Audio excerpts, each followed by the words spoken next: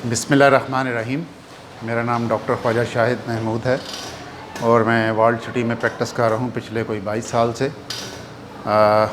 بچے نے مجھے کہا کہ ڈائبٹیز کے اوپر کچھ بتانا ہے، تو ایسا ہے کہ ڈائبٹیز بیسیکلی پاکستان میں دو قسم کی ڈائبٹیز ہے جی۔ ایک تو انسولین ڈیپینڈنٹ ڈائبٹیز میلائٹس ہے اور ایک non insulin dependent diabetes mellitus ہے۔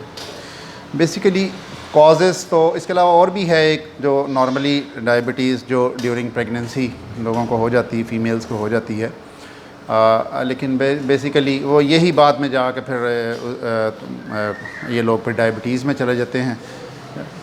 اس کے علاوہ کچھ مطلب یہ بھی ایک سین ہے کہ کچھ لوگ پری ڈائبٹکس بھی مطلب ہیں، کچھ عرصہ پہلے جو ڈائبٹیز میں جن لوگوں نے جانا ہوتا ہے کچھ عرصہ پہلے وہ پری ڈائبٹکس کے طور پہ اس سٹیج پہ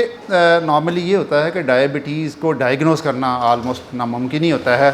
اور اگر کچھ ممکن ہوتا ہے تو اس کے لیے بڑے ٹپیکل ٹیسٹ ہیں، اس میں کچھ نہ کچھ تھوڑی سی اویئرنیس ہمیں مل جاتی ہے۔ لیکن یہ ہے کہ اوورآل پری ڈائبٹکس جو ہیں وہ بیسیکلی نارملی ہمارے اس معاشرے میں بہت زیادہ ہمیں ملتے ہیں۔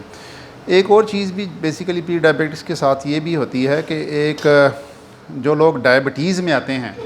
تو بیسیکلی بکس ہمیں جو بتاتی ہیں، بڑی امپورٹنٹ بات ہے، میں اس کو ذرا نہیں اسکپ کرنا چاہتا، کہ ایک جو لوگ ڈائبٹیز میں جب جن کو ہم لوگ ڈائبٹیز لیبل کرتے ہیں جس دن، تو جو ایک چیز ہوتی ہے ٹارگٹ آرگن ڈیمیج، یہ کوئی 5 سال پہلے سے یہ پروسیس شروع ہو چکا ہوتا ہے، اور بکس کہتی ہیں کہ 50% ٹارگٹ آرگن ڈیمیج میں وہ لوگ چلے گئے ہوتے ہیں۔ تو مطلب میں یہ سیورٹی آف دا ڈائبٹیز آپ کو یہ ایکسپلین کرنا چاہتا ہوں۔ چھوٹی موٹی چیزیں تو نارملی لوگ بتاتے ہی رہتے ہیں کہ یہ اس کی سیورٹی کیا ہے، کہ وہ جو 50% ہم آرگن ڈیمیج کر چکے ہوتے ہیں جب ہم ڈائگنوز کرتے ہیں ڈائبٹیز کو، تو کس قدر لاس ہم کر چکے ہوتے ہیں۔ اب نارملی بیسیکلی ہمیں یہ دیکھنا پڑتا ہے کہ ڈائبٹیز ہوتی کیوں ہے۔ میں یہ سمجھتا ہوں کہ اس میں سب سے بڑا دخل ہماری سستی کا ہے۔ سمپل سی بات ہے، سستی، ایکسرسائز کوئی نہیں ہے، کھانا اچھے سے اچھا ہے، اور کام ایگزرشن یہ بالکل کوئی نہیں ہے۔ اچھے آفیسز بن گئے، ایئر کنڈیشنڈ آفیسز بن گئے، ایگزرشن ختم ہو گئی، گاڑیاں آ گئیں، پیدل چلنا ختم ہو گیا، یہ چیزیں ہمیں بیماریوں کی طرف لے کے چلی گئیں، بلڈ پریشر بڑھ گیا، شوگر بڑھ گئی۔ تو لیک آف ایکسرسائز، اگر ہم نے اچھی رہائش رکھ لی، اچھی گاڑی رکھ لی، تو پھر ہم کم از کم ایکسرسائز کی طرف چلے جائیں۔ ایکسرسائز بھی ہم نے چھوڑ دی، اس کی وجہ سے کیا ہوا کہ انٹیک تو اچھا ہو گیا، انٹیک بڑھ گیا، اور جبکہ یہ ہے کہ گلوکوز کا لیول بڑھتا جا رہا ہے، ایگزرشن آلموسٹ نہ ہونے کے برابر ہے، تو اس لیے ڈائبٹیز کی طرف ہم لوگ زیادہ جا رہے ہیں۔ سیکنڈلی ایک بہت بڑا کاز ہے جو میں سمجھتا ہوں ہمارے معاشرے میں ڈائبٹیز کے جو کاز جو سب سے بڑا گنا جاتا ہے، ہم لوگ کزن میرجز بہت زیادہ کرتے ہیں۔ ایک فیملی میں ڈائبٹیز ہے،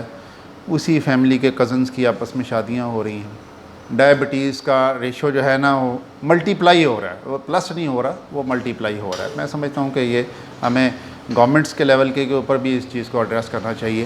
کہ ہم اس کو کیسے کنٹرول کر سکیں۔ تھرڈلی یہ ہے کہ جو اس میں ڈائبٹیز کے ساتھ ساتھ جو ہمارے جنک فوڈ آ گئی ہیں مارکیٹ کے اندر، گھروں کے کھانے ہوتے تھے، لوگ صبح اچھا ناشتہ کرتے تھے، دوپہر کو ایک اس سے تھوڑے لیول کا کھانا ہوتا تھا، نسبتاً کم، رات کو کھانا آلموسٹ نیگلیجبل ہوتا تھا۔ اب وہ سارا ہی ریورس ہو گیا، رات کا کھانا میکسیمم ہو گیا ہے، اچھے سے اچھا ہو گیا ہے، باربیکیو کے ساتھ ہو گیا ہے، جنک فوڈ کے ساتھ ہو گیا ہے، جبکہ صبح کا ناشتہ غائب ہی ہو گیا۔ اور یہ اس چیز نے ڈائبٹیز کے ساتھ جو ہے نا ڈائبٹیز کو بہت زیادہ سونے پہ سہاگے والی بات کر دی ہے، کہ جن لوگوں نے جانا تھا کوئی 50 یا 60 کی عمر میں جا کے ڈائبٹیز سے بچانا تھا، وہ لوگ 30 اور 35 سال کی عمر میں ڈائبٹیز میں چلے گئے۔ اس لیے یہ ایک چیز ہے جس کو ہمیں